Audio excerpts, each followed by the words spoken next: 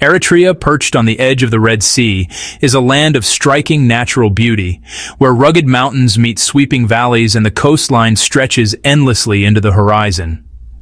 Its landscapes are as diverse as its people, and its story is one of resilience and hope. Yet beneath this beauty lies a history shaped by struggle, hardship, and the unyielding spirit of its people. For 30 long years, Eritreans fought a relentless war for independence from Ethiopia, united by a powerful vision of freedom, dignity, and self-determination. Generations sacrificed everything for the dream of a nation they could call their own. In 1993, that dream became reality. Independence brought euphoria. Asmara's streets overflowed with celebration, hope, and a sense of limitless possibility. The air was electric with optimism.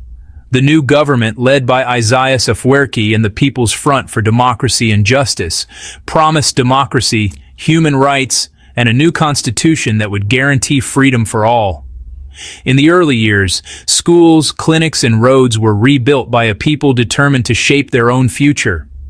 Communities came together, driven by a shared sense of purpose and pride. Families reunited after years of separation, and optimism filled the air. Eritreans believed their sacrifices would finally yield a just, prosperous society for generations to come. The world watched as Eritrea emerged, full of potential, a beacon of hope in Africa. International observers and journalists arrived, eager to witness the birth of a new nation.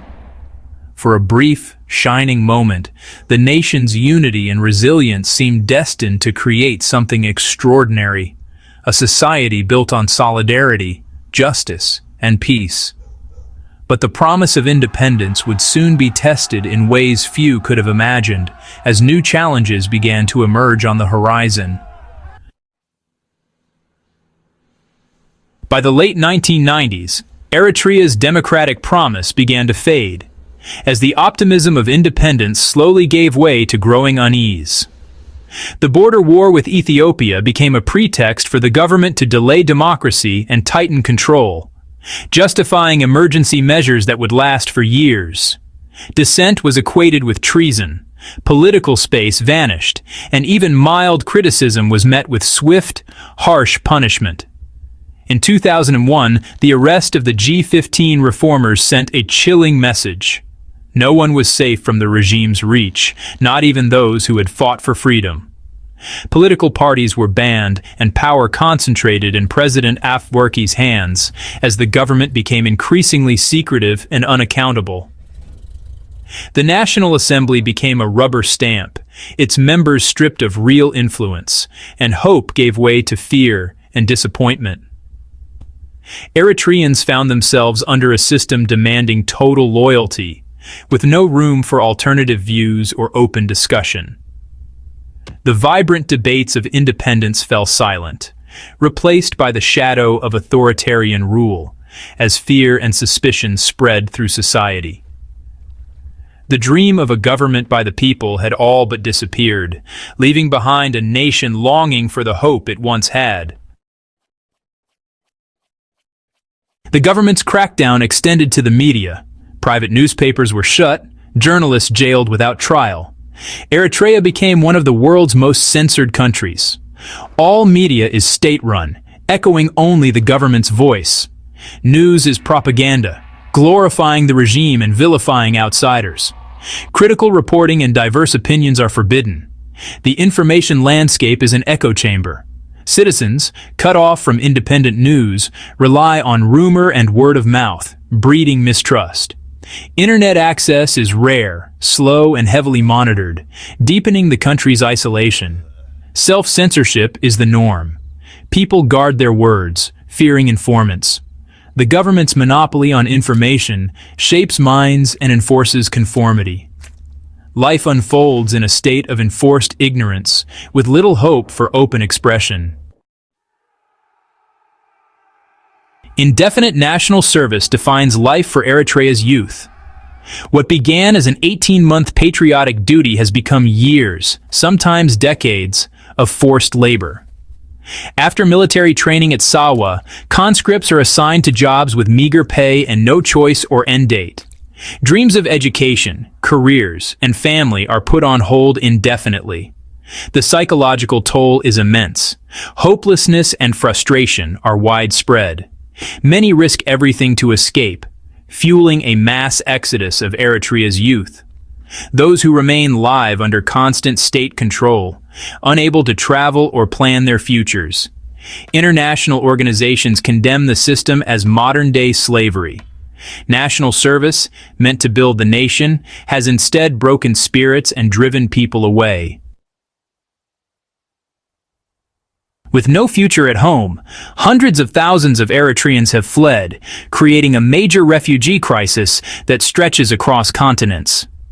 Driven by a lack of opportunities, political repression, and fear for their safety, families make the heartbreaking decision to leave everything behind. Leaving means risking death at the border, facing traffickers, and enduring perilous journeys across deserts and seas. Many travel for days or weeks, often with little food or water, clinging to hope as they face unimaginable dangers. Many die along the way. Those who survive face new hardships as refugees, trauma, discrimination, and uncertainty. Life in exile is marked by loss, but also by the struggle to adapt and rebuild in unfamiliar lands. Despite this, Eritrean communities abroad support each other and keep their culture alive. Through music, food, and tradition, they find strength and comfort, forging new bonds far from home. The exodus has hollowed out Eritrea, leaving villages with only the elderly and young children. Entire generations are missing, and the absence is felt in every corner of the country. The government brands those who flee as traitors, ignoring the desperation that drives them. Official narratives deny the suffering, but the reality is impossible to hide. Families are torn apart, and the country loses its future leaders and professionals. The separation leaves deep scars, both for those who leave and those who remain behind. Yet, the pain of exile is mixed with enduring love for the homeland. Memories of Eritrea remain vivid, fueling dreams of return and a better future. The diaspora's resilience is a testament to the human spirit's refusal to accept oppression. Through activism and solidarity, they continue to fight for justice and hope. For many, the hope of freedom outweighs the fear of the unknown, inspiring them to keep moving forward, no matter the obstacles. Inside Eritrea, fear is ever present. Dissent can mean disappearance. A network of informants breeds mistrust, eroding community bonds. Speaking out risks arrest, torture, or vanishing into secret prisons. Political prisoners are held incommunicado, often in brutal conditions. Repression targets all religious leaders, journalists, even former heroes of the liberation struggle. Silence is survival. People speak in code and avoid sensitive topics. Creativity and open debate are stifled by constant surveillance. The psychological toll is deep. Public life is a performance. Private thoughts are hidden. Yet the courage to endure and quietly resist persists. Daily life is a silent struggle to maintain dignity and humanity. Outside Eritrea, the diaspora has become the voice for the silenced. Activists, journalists, and ordinary citizens expose abuses and advocate for change using the freedoms of their new homes. They document disappearances, organize protests, and pressure the international community. Their work offers hope to those inside Eritrea, showing they are not forgotten. The diaspora is divided by politics and regional identities, and the regime tries to intimidate activists abroad. Despite challenges, younger generations are joining the movement, bringing new energy and digital skills.